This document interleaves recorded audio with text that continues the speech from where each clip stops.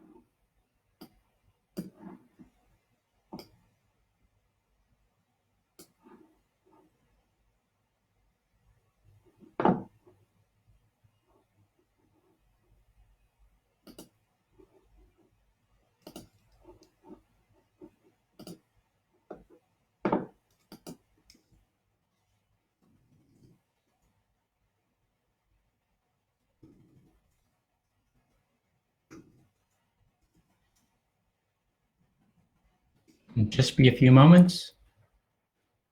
More people join.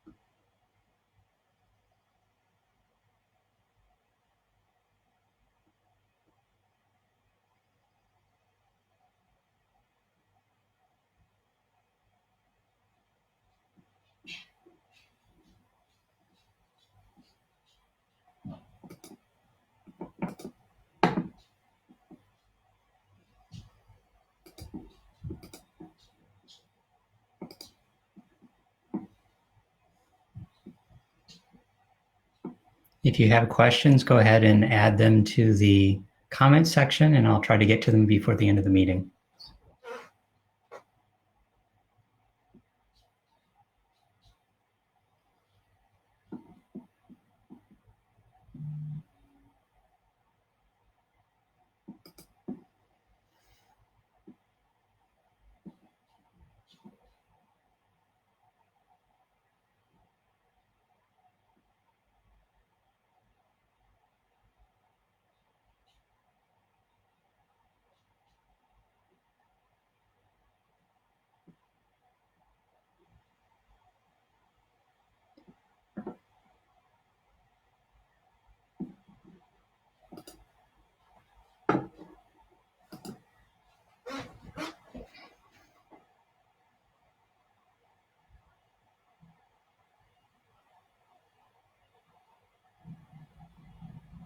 Okay, let's go ahead and get started. Good morning. My name is Larry Klein. I'm mayor for the city of Sunnyvale. Welcome to the 8th installment of my virtual office hours that are happening every Friday morning. So people continue to say how useful this is for them, how, these addresses help them get through the week. This allows me to answer some of your questions. It gives you some updates of what's happened, in the city, in the county, in the state, throughout the week. It also allows me to provide some words of encouragement. So thank you for allowing me to represent you during these difficult times. And these are definitely extraordinary times, to say the least. People in Sunnyvale and the Bay Area have been heroes. All the essential workers, the supermarket workers, the delivery store workers, healthcare, city staff, all the people working on the front lines during this crisis. It's really important. And, I hope everyone is doing what they can to thank them, whether or not it's a chalk message on the sidewalk, or whether or not it's just going out and buying lunch. Buying lunches for volunteers, making masks for the healthcare. It's taking everybody right now to come together, and I hope everybody is safe and healthy right now. Please take care of yourself, both mentally and physically. Go outside in your backyard, take a walk around the block. It's taxing, 8 weeks into this, almost 8 weeks now. It is difficult for a lot of people, but sheltering in place has helped. So please keep it up. Keep following the county health orders. It has helped flatten the curve. It is saving lives. So remember, you can do your part to help stop the spread of the coronavirus. Continue to wash your hands. Don't touch your face. Maintain a safe social distance when you're out. Only go out for essential items, of course.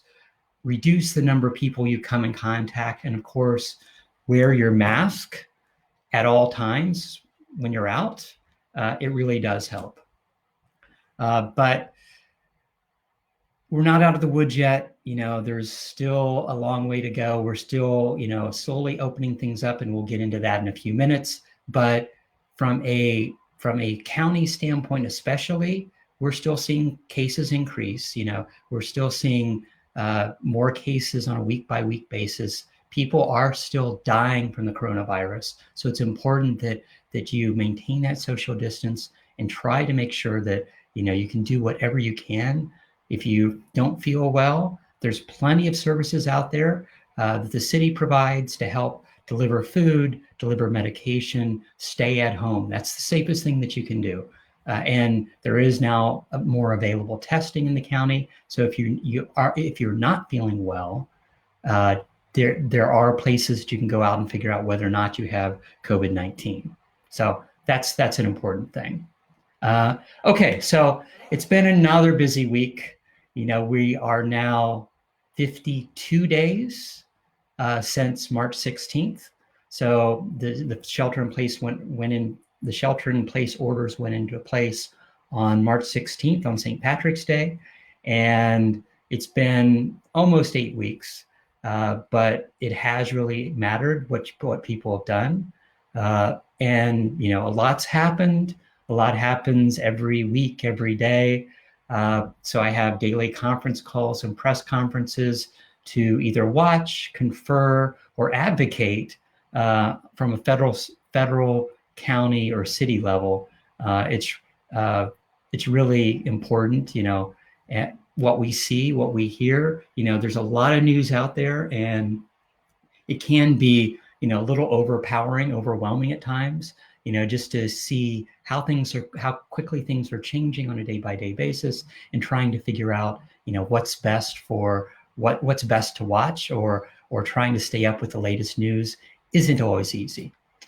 Okay, so let's kind of go through what's happened in the last week. On Monday, the new county health order, the Santa Clara County health order, went into place. So a week ago, I was talking about what that order changed. The big thing that it does is extends the shelter in place to May 31st, unless we decide to end it earlier, the county decides to end it earlier. I don't see that happening. I see that the shelter in place will continue, but measures will be changed and things will start opening up more and more. So that new county health order allowed multiple things, but the big thing that it did was it allowed all construction. So if you've been out in the community at all, you've seen that there is a lot more construction. The old Denny's site, that construction's been happening there. The Whole Foods, there are workers inside Whole Foods now working, trying to finish the interior. And as I said last week, it's probably about 4 months or so before they completely finish the interior and stock. So it's still quite a ways before we actually see a Whole Foods downtown. And then you see a lot of home remodels going on throughout the community. So you are seeing a lot more construction. The order also allowed all real estate. It allowed childcare establishments, summer camps, whatever educational and recreation programs are there for essential workers. And so who are essential workers? So it's all of the old essential workers, the grocery store workers, the medical workers. But now we've added, the construction workers. So anything that's currently allowed in the county, though the children of those workers can now go into childcare. That being said, there are still lots of rules on childcare about how they group the children, making sure that there's not a lot of cross playing between groups, so that you're basically reduced to groups of 12. So they're trying to do a lot of additional measures to make sure that we're not spreading the virus amongst a large population. The other thing this did, Monday's order did, was open up nurseries, allowed landscaping. So you hear the sound of people working in the yard, new landscapers mowing lawns. So there's a lot of that happening, and the nurseries are open. That being said, I've heard the lines are really bad. So there's a lot of people, there's a lot of pent up energy to go to some of the local nurseries, not just Lowe's and Home Depot, but some of the other smaller nurseries throughout the county. So those are open, and those were the main changes. The other thing that Monday's order did do, and it hasn't been well publicized, but it required that all restaurants, grocery stores update their policies on, for one thing, how their employees are staying safe. But also an important part of that was masks are mandatory inside of public buildings, They're basically not your own home. So that's still, not well publicized, but they're slowly getting, I'm seeing the uptake is finally taking place. I really wish that masks had been mandated 3 weeks ago. The problem with that, of course, is if once it's mandated, it's against the public health order for anyone to break that. So, the Santa Clara County Health aired on a little bit freer side, that it's like, okay, they were strongly urged. Now they're mandated inside of buildings. And, what's important is everybody gets into the habit of taking their mask with them wherever they go, because that's now part of the policy of any destination location that you're going to. So it is a big step. If it's a child under 7, if you have asthma, doctors, basically saying that you shouldn't be wearing a mask, a cloth covering of some sort of bandana, then you're allowed not to. That being said, the majority of people, 99% of the people should be wearing masks when they're going into stores. So that happened on Monday from a county standpoint. On Tuesday, Sunnyvale City Council met, and we didn't have anything on the agenda relating to COVID-19, but I did want to kind of update you on 2 things that we covered. One was some minor changes to amend the parking regulations for the city. So this was, and some of the bicycle regulations for the city. So these are some general changes. It was rewording to match some of the state code more than anything else. It wasn't any major changes. So it was all clarification and cleanup more than anything else. But the second item really dealt with library fines. So, this was a study issue that we kicked off last year that we prioritized. It finished in less than a year, which is actually a good thing from a city standpoint. Often, some of the study issues take more than a year to complete. What this ultimately did was focused on library materials, and the library materials really are community assets. So there's two things. One are fines, and fines are basically making sure that people are returning their materials in a timely fashion, and fees recover costs for lost or damaged material. So you have fines and you have fees.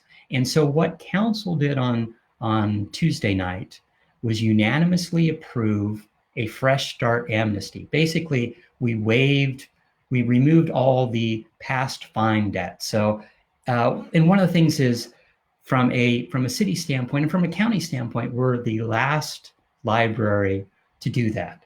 So it's usually a barrier for fines are for lower income people that are, if they've been delayed in returning books, those fines become barriers for once at a certain threshold. If they don't pay their fines, they can't check out books. So it becomes a threshold for both adults and children, and especially the youth, that making sure that they have access was really important. And studies show that the value of fines doesn't really change the aspect of how soon or how often books are returned. Now, ultimately, if it goes to, okay, it hasn't been returned for X number of time and is lost, and we're going to charge you a fee, that makes a difference. So what we did was we basically created an amnesty program that will be starting in July that clears off the old fees. It amends the fee schedule to eliminate fines for all overdue materials. And then we also revised council policy to allow the library community services director to waive fees on her own. So if there's a specific reason or they need to reduce fees, if somebody's home was broken into, if there was a fire and somebody's library books burnt up, it would actually have had to gone to council to approve that the $70 or $100 in replacement fine or fees for that person that is now without a home. That would have had to go to council, and that just really didn't make sense. That could be and should be a staff decision to a certain degree. And then ultimately, council will, part of what we approved was council will receive a yearly report. The first one will be in October of next year, so just over a year after the program goes in place, to see what kind of return rates we have, what kind of fees, so how many people are still losing material are still there. But I think what's important is the reduction of fines, or the removal of fines, is shown that it's really important, especially for people who can't pay their fines, and accessing library materials is really critical. And especially in the time of COVID-19, accessing our online materials. So it's like, if your library card is disabled, it's critical. You've lost access to a wide variety of online material that the Sunnyvale Library provides. So it was critical that we took this action. If you don't have a library card and would like one, there's ways. So if you go to the Sunnyvale website, sunnyvale.ca.com, sunnyvale.ca.gov/virus. There's some updates there, but basically on Access Sunnyvale, you can request the a new library card. So there's some information that a librarian will need to get from you, but ultimately you can get access to our online material. So that's an important thing. Access to all this information, access to our library materials is a really important part of what the service that the city provides. And so I was happy to see, this has been talked about for a year or two, and it was finally good to see that actually go forward. Other things that have happened this week. So on Wednesday, the director of California Department of Public Health updated the approved outdoor recreational activities allowed during shelter in place. And so this is important. Keep in mind that whatever's most restrictive. So you have the county health orders, and then you have the state health orders, and whatever is most restrictive applies locally. So the state can, and we'll talk about this in a moment, the state can open up, a lot of things, in this case, activities, and the county can decide that, we're not ready for this specific item to be open yet. And so that depends on what this is. But the state provided, a very wide list, a very long list of approved activities. It's still, you're allowed to go walk, to exercise, to participate in healthy activities, as long as you maintain safe physical distance, 6 feet or more, of course. And if you're gathering only with members of your household. So it's still not meant to have people meet up and, play catch or whatever from different households. It's still based upon a specific household. So what they allowed was badminton, biking, canoeing, cycling, gardening, of course, but not in groups. So the Charles Street Garden still has questions and has to remain closed. Golf, hiking, horseback riding, kiteboarding, meditation, picnics, quad biking. Let's see, what else did they do? Rowing, skateboarding. So our skateboard parks did open. Table tennis, trampolining, tree climbing, volleyball, walking the dog, yoga. All these things are allowed. But it's still, the city's figuring out, how to respond, how to open up everything in regards to what the county order is, in regards to what the state order is. So we did open up the skateboard parks this week. And so, as things keep changing, definitely we'll see more and more of these items being open. Next up, on Wednesday, the governor announced an executive order that waives the 10% penalty on late residential and small business property tax payments. So that was important, and the county is currently looking at this. The county, as I mentioned last week's meeting or the week before, basically allowed, if you didn't pay your taxes on April 10th, they waived the penalties, they waived the interest on that. So that's one of the things that they're slowly getting out there. That being said, what Governor Newsom's order did was extend that through May 6th of 2021. So that actually, extends past the date that our next tax, the next tax numbers would be going, property tax numbers would be going in. So past May 6th of 2021 for residential property taxes. So the county's looking at that, but, maybe Governor Newsom will change that executive order, but we'll see. Right now it looks like a lot of us have at least a little relaxation on when we pay our next property taxes. Also on Wednesday, let's see, the county announced, so we talk about testing, and in last week's meeting, we talked that through efforts, we got all 15. And so, being mayor of Sunnyvale and president of the Cities Association of Santa Clara County, I work with Liz Niss, who was a past mayor of Palo Alto and has actually health industry experience, to work on a letter of advocacy for all 15 mayors, and all 15 mayors signed. So all 15 cities, the mayors of all 15 cities in Santa Clara County signed a letter asking the Board of Supervisors and County Health to figure out what the path forward is as far as testing and tracing. And so on Wednesday, the county announced some new locations. So Jane Lick High School in San Jose and Christopher High School in Gilroy have also been added. But beyond that, they've started looking at other sites, other locations within the county. But for those sites, they've also, and for the existing sites around the county, they've changed what the testing criteria has been. It used to be, only people that have symptoms.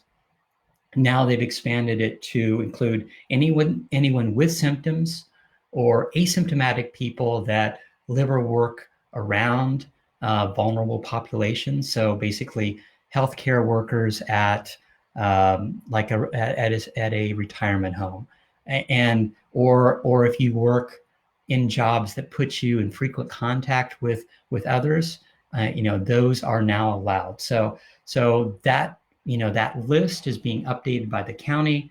They're looking at other sites. So that is one of the positive things that came out of what that letter, from a week and a half ago. The county is listening. They are trying to figure out how to work with us to get more sites around the county and making sure that they're as free as possible. The sites that just opened up, they allowed testing, regardless of your insurance or your immigration status. Mainly because if you're symptomatic or if you're dealing with people that could be affected, it's important that you get tested in case you think that you might have been exposed or conceivably might be asymptomatic and about to show symptoms. So it's important to get that testing capability there as much as possible. And then yesterday, Governor Newsom made a big announcement as far as, we talked about a few weeks ago about stage 1, stage 2, stage 3, stage 4. Stage 1 was basically collecting enough PPE equipment, making sure we are prepared in case there's surges in the number of cases, in the number of people being sick, making sure that there's enough hospital capability, all of that. And it set all the initial guidelines, but stage 2 was starting to open things up. And so what Governor Newsom announced yesterday, that as of today, certain things would start to be allowed within the state. And as I mentioned earlier, it still depends upon what the county does, because every county is different. There are still some counties with no cases of COVID-19. And whether or not that's because of testing or because they just have not had sick people, there are certain areas of the state that opening up business actually makes a lot more sense. And definitely, I've been pushing the county on how can we do some of the things that Governor Newsom allowed in his address in new orders yesterday. And what was newly allowed was sports stores, flower stores, if they not to be completely open, but allow them to do pickup. So people can pre-order or come there and order and then have it delivered or basically have it handed to them at the front door. And there's all kinds of measures and all kinds of standards as far as how that transition, how whatever has been purchased ultimately is passed to the people. But that being said, I've had multiple people ask me about flower stores. It is Mother's Day weekend.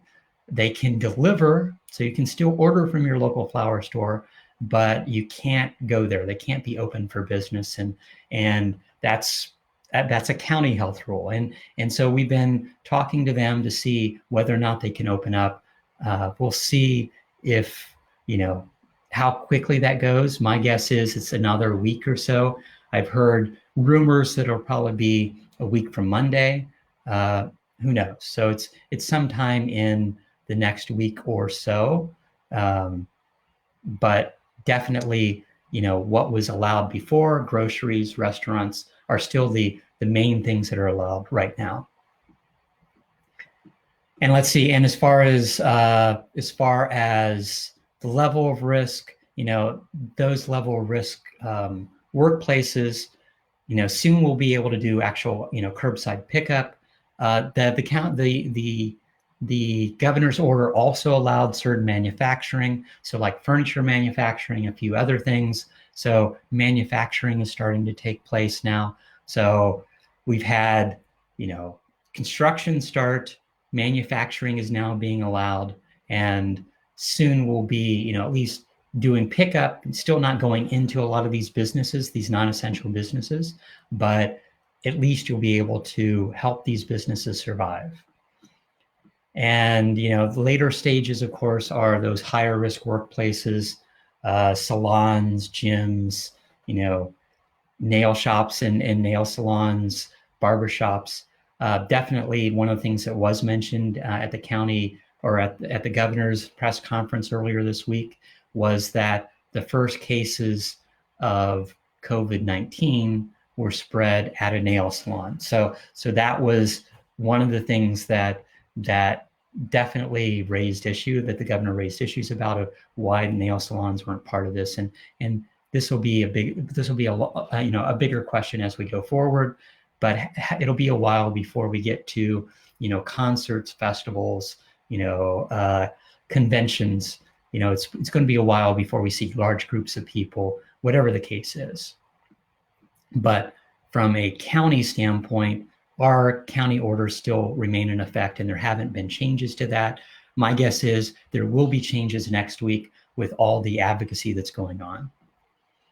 And then yesterday, let's see. Oh, and yesterday, also kind of in relationship to the letter from the 15 mayors, the counties reached out to all the cities saying that they would like help and looking to start planning for tracing. So there's two things as far as, coming out of shelter in place. One is having appropriate number of testing. And I've heard we're up to about 1,000 tests a day now, and we're shooting for 4,000 by, I think, ultimately 4,000 a day sometime in the next month or so. But what's important is you have testing and then you have tracing. So anyone that has COVID-19, figuring out who they've exposed in their daily life over the last few weeks. And so where they've gone, so there's a large amount of resources needed to manage, do the investigation work to figure out whether or not other people needed to be tested because someone has COVID-19.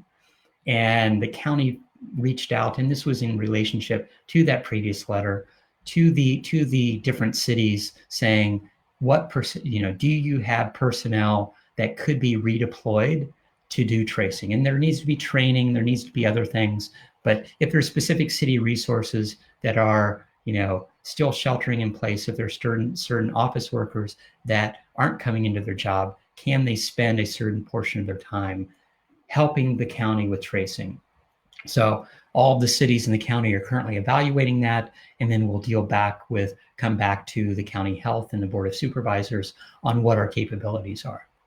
And I've already been, talking to the city manager about, what makes sense as far as that's concerned. And then yesterday, the city of Sunnyvale did a big press release.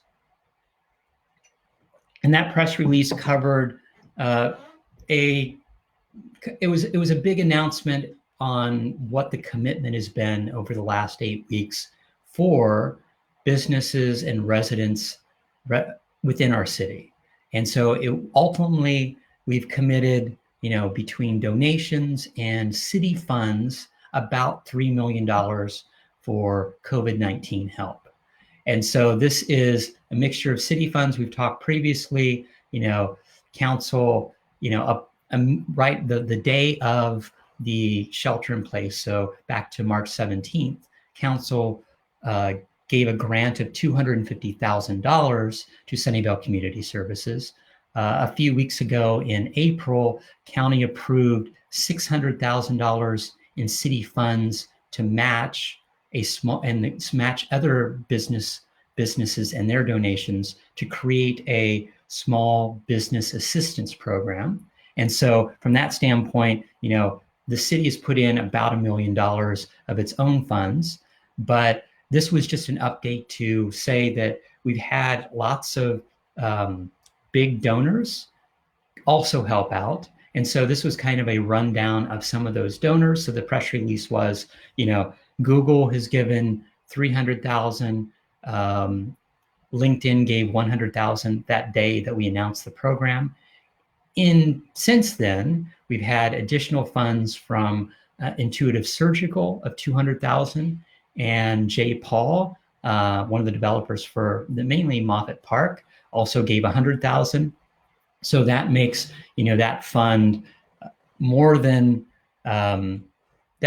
So it's the 700 that the tech companies and Jay Paul have donated, as well as 600 from the city. So that's $1.1 million just for small business assistance that's been set aside. And as we've talked about previously, that's the small business assistance program that both, the staff is working with the Enterprise Foundation to finalize a criteria.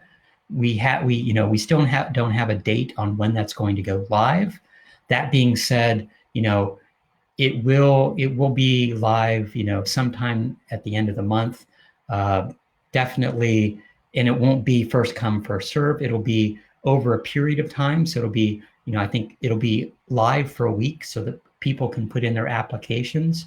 And then from an application standpoint, for all the applicants that meet their criteria, there'll be a randomization on the order in which those funds are distributed, because, definitely there's a lot of need and it's across a lot of different businesses, but it shouldn't be, the first 50 people that get on, the first 100 people that get on whenever the URL goes live. And we've seen that problem with Sacred Heart and a few other programs. It's like the governor's volunteer program for California. The website wasn't working that day when everybody hit it, and basically after the governor's press conference, go visit the Volunteer California volunteers.ca.gov, and the website was basically dead. So one of the things we want to do is extend that period, give people a chance to fill out the paperwork, apply, and then the randomization over that 1 week of the people that actually met the criteria in that 1 week is really important. So there'll be more information when that goes live. You can go to sunnyvale.ca.gov/svcares, so SVCARES, to read more information about this general program, to support nonprofits, learn more about the programs, also apply for funding, but that'll go live in May.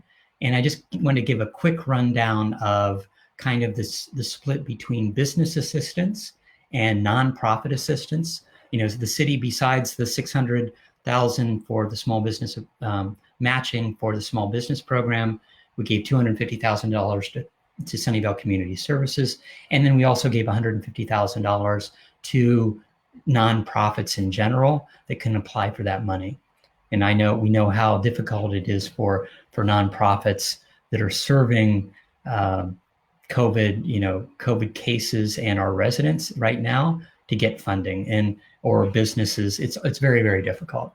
And so from a business side, Sunnyvale put in $600,000, Google put in 300, LinkedIn 100, Intuitive Surgical put in 200, and Jay Paul put in $100,000. So that was pretty impressive we're still, I'm still advocating with several of the businesses in our city to try to add to those funds, because the bigger businesses have more money to weather this storm. It's trying to make sure that our small businesses have what they need. And then for the nonprofit assistance, we did $150,000 to nonprofits, $250,000 to Sunnyvale Community Services, specifically for rent and utilities for our residents. Google did $350,000 to SCS for rental assistance. Beyond that, Google also donated to the Sunnyvale Education Foundation. That was really important, that they are providing Chromebooks and Wi-Fi connections to some of the families that are having to try to do remote learning. And crossing that digital divide isn't easy for a lot of families, and especially during COVID-19, where some families have a lot of parents have lost their jobs, and so making sure that their children have what they need to learn at home isn't an easy sort of thing. So that's been really important. And then let's see, Google has donated meals to I think over to Fremont Union and Sunnyvale School District. So they've been providing meals there. LinkedIn has given $50,000 to Sunnyvale Community Services. And then, of course, from a federal standpoint, that was one of the good things about the first CARES Act, is there was additional CDBG money, so community development block grants that normally go to nonprofits to help. That was one of the things that we had, about almost $700,000 for that. And so that will be going out into the nonprofits in our community that are helping people. So that's almost $1.7 million for nonprofits, another about 1.3 to businesses, small businesses in our community. So that's almost $3 million. Definitely this will be updated. There'll be a big press release when the program is finally going live. And that to me is a critical thing. Yesterday's press release was mainly to describe what's going on. This is the funds, and asking people for donations. It's also showing that we're going to publicize those tech companies that are actually giving back to the community, which I think is really important. And then also setting expectations that, the criteria are still being finalized for the Small Business Assistance Program. But that being said, there will be money there, and, the criteria or the application period will be not just a day or two, it'll be a week, and then it's not just first come, first serve. So we'll go through that, more when the final press release actually happens. So that's the main news for the week. Sorry. From the dashboard, so from the county dashboard, the number of cases in the county continues to increase. As far as the number of cases for San Jose went from 1,436 to 1,515. And for Sunnyvale, we went from 120 to 133 over the last week. So we're still seeing cases slowly increase, but not at the same levels as we saw previously. Let's see. And then, for kind of giving people some update on what I've been doing, still continuing to advocate both testing and tracing, calls with the county supervisors, discussions with the county health officials, trying to figure out, how we move through this quickly. From a Valley Water standpoint, so one of the things that we did about 3 weeks ago from a council standpoint was say that we were not going to increase the garbage rates or the water rates for starting in July. That being said, Valley Water and Sunnyvale gets its water from several sources. The majority of Sunnyvale gets it's water from two sources, Valley water, so what used to be Santa Clara Valley water, and then the other is this SFPUC. And so the SFPUC was holding off on increases. That being said, Santa Clara Valley Water was planning to do a 6 to 8% increase in water rates this year, and we did have some reserves to cover that, but it would have really cut into those reserves quite a bit. And so one of the things that I've been doing is advocating with them. Their board met last week, and they basically said that they're holding off on rate increases, at least for the 2020-2021 fiscal year. So that was really important. So I was happy that the board actually listened to the advocacy that I and other council members in the county requested them to do. So I'm really happy to see that paid off. We're not raising the rates for residents, and hopefully our rates don't go up at the same time. So that was really important as far as that's concerned. And then let's see, as far as the county letter, we keep meeting with the county supervisors about testing and tracing, and the mayors are now meeting with the county supervisors. It seems like it's going to be on a weekly basis to figure out how we move forward with testing and tracing. And I think those are the critical things to make sure that we know who's been exposed in our county, who's getting sick, and then also how we track them down if those people have exposed other people in the county, to make sure that we reduce the amount of spread. So those are pretty important. And then let's see, I think that's it for the week. So that's been a quick summary of what's happened, what I've been working on. Let's go to some of your questions. One of the questions are, which I kind of touched, are flower shops opening? So it's Mother's Day weekend. It takes some of these stores a few days to get going. No, as I said previously, the county order hasn't changed. Maybe it'll change next week, as much as the governor's order changed. Hopefully this becomes a little bit easier. Farmers market, is the farmers market open? Yes, the farmers market is open. One of the things that, I've been working with them to change their measures, been very happy to see that they've now expanded. So if you had issues about how narrow the street is, starting last Saturday, and it sounds like this will go on for a while now, City Line allowed two things. They allowed the farmers market vendors to move into the Macy's parking lot. So now, there's only one side of Murphy Avenue that's actually has, so only the east side of Murphy Avenue actually has stalls. So things are a lot more spread apart. People can walk around a lot easier. They're not, there's not two vendors that are face to face, so that makes things a lot easier.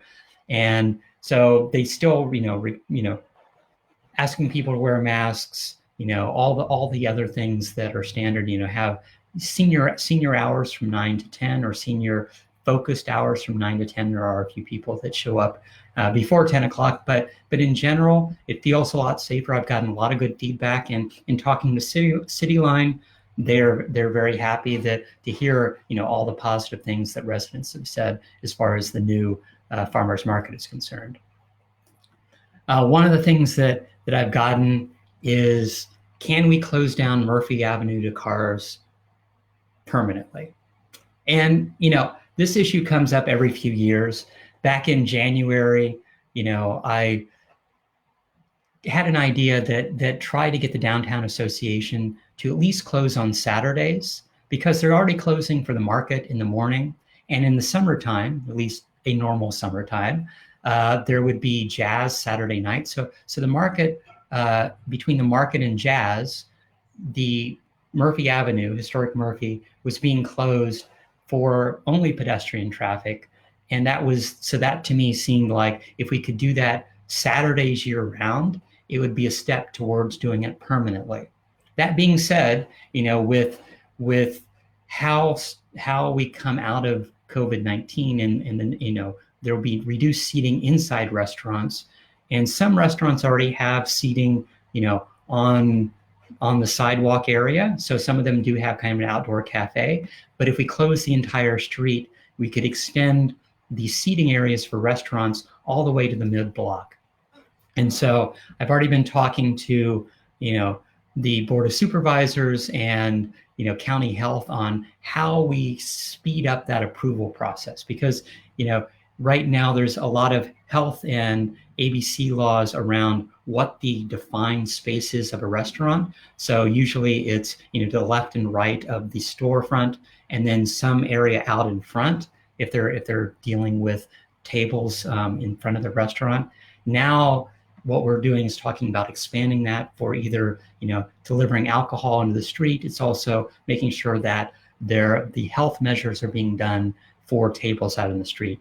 And I've been talking to the Downtown Association, and their members seem to be very positive about this idea. So they were, the idea in January had been discussed at the board a little bit. That was, of course, before COVID-19, and there had been some, a little bit of pushback. That being said, things, the world has changed, and that might be the end result of what happens here. That being said, right now, the number of cars, doing pickup at lunchtime downtown is very high, but definitely there are measures that could be put in place that if we close that to foot traffic, we could have more drop-off zones. We could do, our pickup zones on the street in that area along Washington, on the backside, on the backside parking lot. So that is a possibility, and it's actually moving forward. But it requires two things. It requires the Downtown Association to really be behind it, because it is their access, it is their, it is how they run their businesses. But it's also whether or not the county health and whatever state approval has to happen to make sure that we go through those approval processes quickly. If it's approved at the state level and then the county level, and then it takes, another month to get those approvals to extend into the middle of the street, that doesn't really help those businesses. So I'm working with that a lot, trying to get things going. One of the other questions was, I've seen the automated pedestrian walk buttons, how is that being done? So city staff, and this was an issue, we had a lot of people talk to me over the last few weeks, and I passed these information to city staff asking, can we do this in our city? Certain intersections so basically along Washington and along Sunnyvale in the downtown area where there's a relatively large amount of foot traffic, making sure that people don't actually have to press the buttons. So between 7 a.m. and 7 p.m., they're all automated. You can't do it on, major thoroughfares like El Camino. It would dramatically affect traffic, but we are looking at different intersections throughout the city where there's a high number of pedestrians.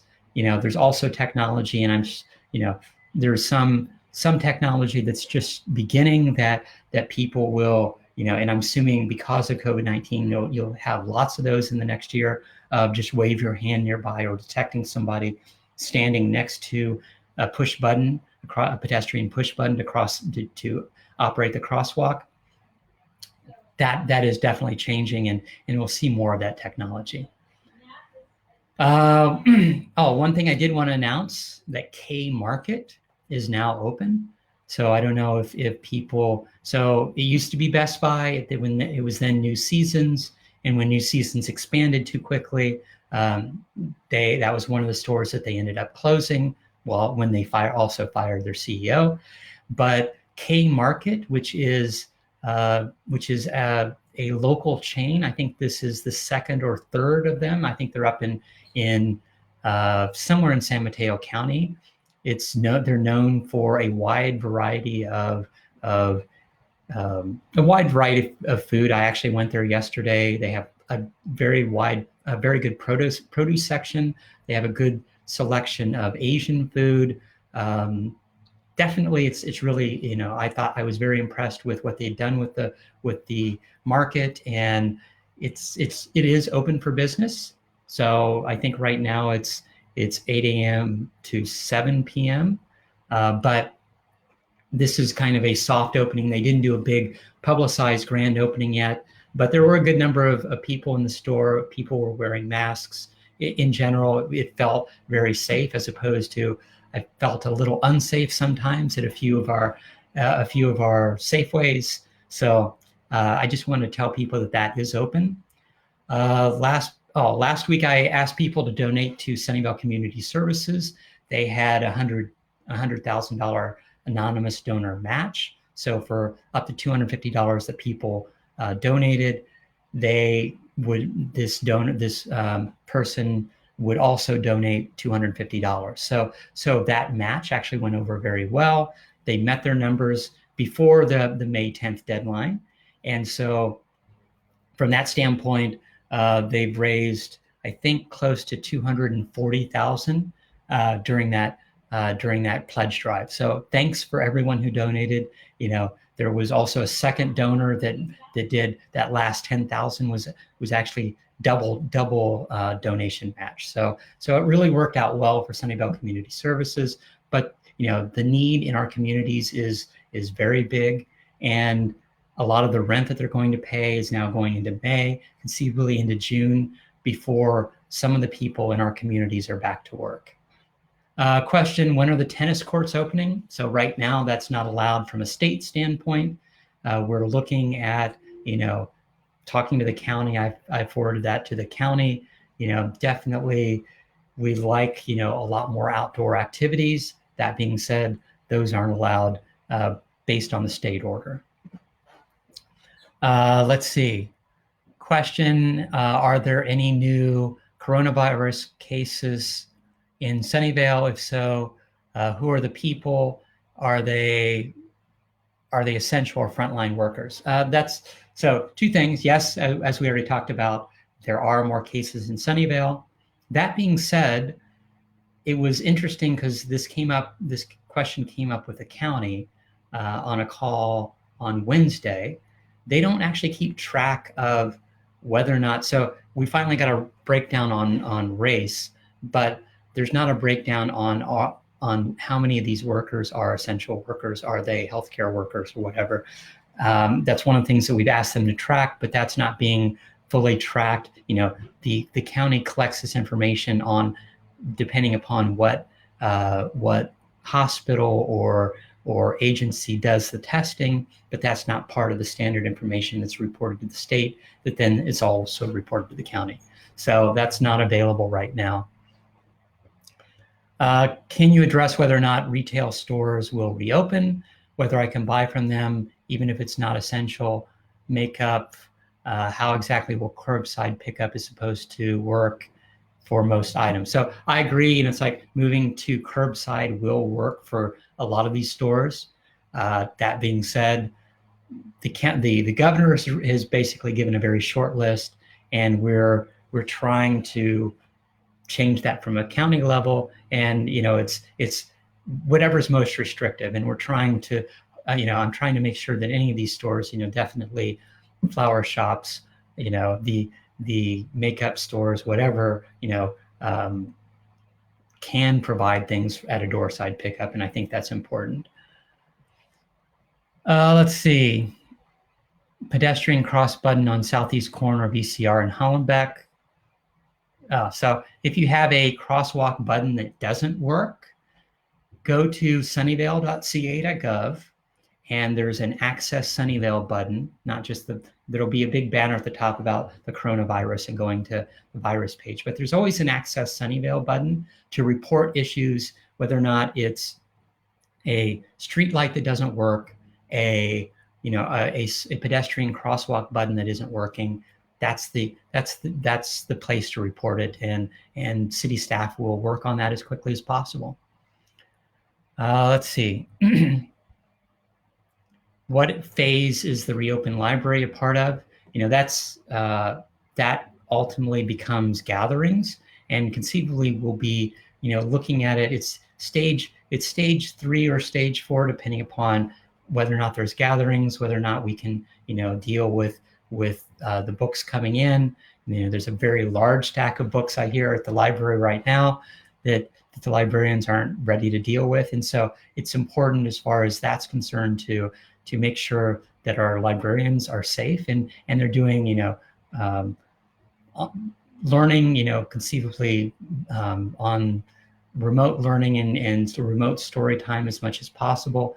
As far as book pickups, definitely we were looking at that before we decided to completely close the library. That's what we'll do for now, and hopefully within the next month or month and a half, the library will be back open, and you'll be able to actually check out materials, books and other materials from them. Golf course is open. As far as I know, I think the golf course did open for foursomes lessons. So the state had certain parameters. I know we were talking about that. I don't know. They were supposed to open. I don't know if it fully opened this week or not. So it's in the progress of opening, but that is one of the things that will be allowed. No idea when basketball courts or tennis courts will be open. That has not been allowed from a state standpoint, and that's going to take a while. Let's see. Best Wi-Fi could do a great boost for Sunnyvale, especially bridging the digital divide. Can anything be done citywide? And so we've been talking at council for the last 2 years about, conceivably making city parks, have free Wi-Fi access points. I think that's a good thing. We're looking at the financing of that, whether or not we can get sponsorship. That to me is critical. That being said, making sure that all families, especially students trying to learn remotely, have access, and that's one of the things that we've been working with. We actually have a Bridging the Digital Divide program that provided Chromebooks, provided Wi-Fi to parents. So there was training for parents to make sure that they actually accessed and understood and did parental guidance as far as websites and Wi-Fi of their children, and then the family was given Wi-Fi as well as Chromebooks. That program was started last year with funding from the PUC, the California Public Utility Commission, and now, of course, Google was giving money to the Sunnyvale Education Foundation to do something similar, but just immediately getting Wi-Fi and Chromebooks into the kids' hands that need it. Is there any talk of pet groomers opening? I requested Santa Clara County health officials that same question. I haven't heard back yet. So not really sure. Definitely there's one of the reasons why dog parks weren't opening. There was a question about whether or not, COVID could be passed through pets. And we've seen now pets, at least on the East Coast, that have been shown to a dog, a few cats that have actually been shown to actually have COVID-19. There was questions about whether or not if you were petting your dog, dogs played with other dogs, and then the other person touched their dog, whether or not COVID-19 could be passed. It's a very small chance, but in talking to the health officials, they say that's not completely impossible. That being said, it's a little bit different, for pet grooming, but we'll see what the county says. When will the smart station reopen? Definitely they're working on that. I think they're close to opening, so not the drop off of goods. And if you have additional goods right now, we're taking 2 additional bags. If you set them out with your garbage, they're going around and collecting that. And then you can also schedule a special pickup if need be. But we're trying to get the recycling center open, not for buyback, but specifically for dropping off cardboard, dropping off, paper and other goods. A lot of people have done spring cleaning, cleaned out their garage, cleaned out their attic, and they still have those materials. So trying to get rid of them. And the program, so what's the program called for the laptop? So the Bridging the Digital Divide is a city program that we started last year, And when we had our first, I was at the first graduating class of about 30 parents who went through the program, and went through the program to get educated on how to basically manage their kids' time on the computer, on the internet, and make sure that they're doing things that are safe for the children, and making sure it's age friendly. And so I went through that program. I was there for the graduation of that program in the fall. But that's bridging the digital divide. We have an ongoing program as far as that's concerned. Of course, now you can't congregate, large people to go through these classes. And so we're looking at ways to start up that program again. That being said, the Sunnyvale Education Foundation is working with the school districts to donate these Chromebooks and Wi-Fi access directly to families in need. And with that, it looks like we've reached our hour. So I just want to thank everyone again for joining me this week. Please email me, comment, add comments onto this blog if you have additional questions or suggestions. I continue to be proud of Sunnyvale's response in this pandemic. It's a difficult time, but I'm happy to see masks being donated, face shields being created, people mowing their neighbors' lawns. Checking in on your neighbors is really important. As far as create a buddy system. If you have people in your neighborhood that you think might be at risk, create a buddy system. Check in with them, have them text you at 8 a.m. every morning, or text them at 8 a.m. to make sure that they're okay. That social interaction has been lost in all this. So help your neighbor, share your homemade bread or cookies. Help build our community during this critical time.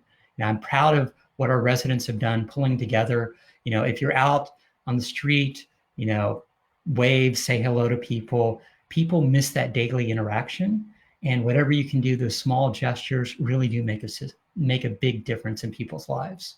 So Sunnyvale will emerge, stronger as a community, in my opinion. We're in this together. We're going to get through this together. So thank you for listening. Until next week, have a safe week. Take care. Goodbye.